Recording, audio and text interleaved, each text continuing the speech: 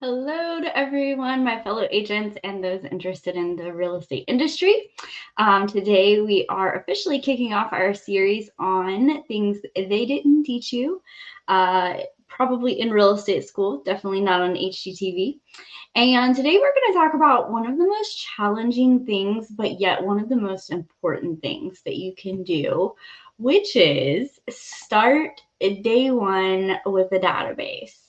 And this one is super important. So when we have a new agent, you're actually getting them set up with their database and everything, even before, even if they're still working on finishing up their license.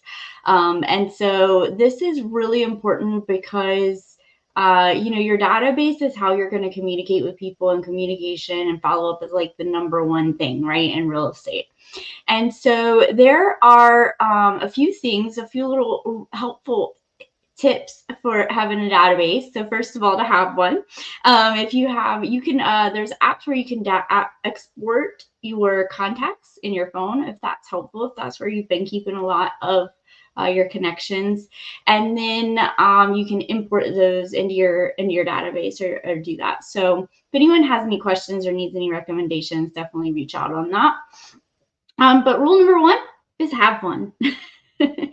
And so this is really important because as time goes on and you're meeting people, let's just say you're at the grocery store and someone's like, hey, I'm looking to buy a house next year.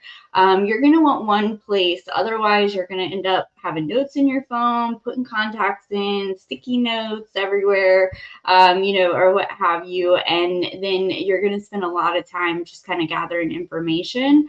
And so the second thing is to communicate systematically. So your database, it can be fancy software, it can be an Excel spreadsheet, okay? But a key feature is that you're able to see regularly who you've been in communication with and what your follow-up plan is.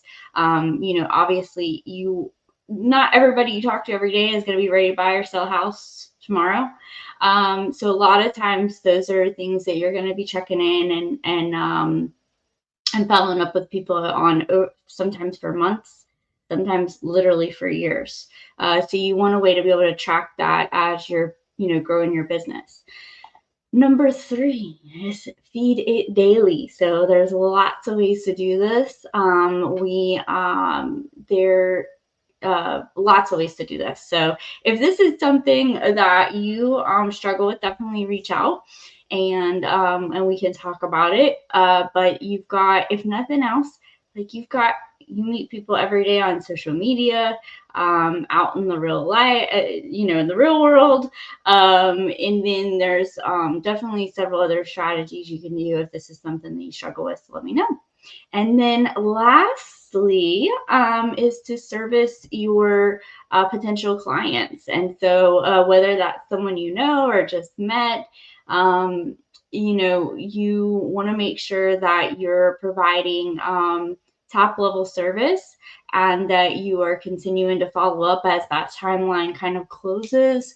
And then you also want some really good strategies for keeping them updated on what's going on in the market, whether they're looking to buy or sell. And so that is rule number 4 of your database. So I will see you guys next week for week 2. Obviously, this is an overview, but if you ever want to dig into any of these topics, definitely let me know, and I'm happy to chat. And I will talk to you soon.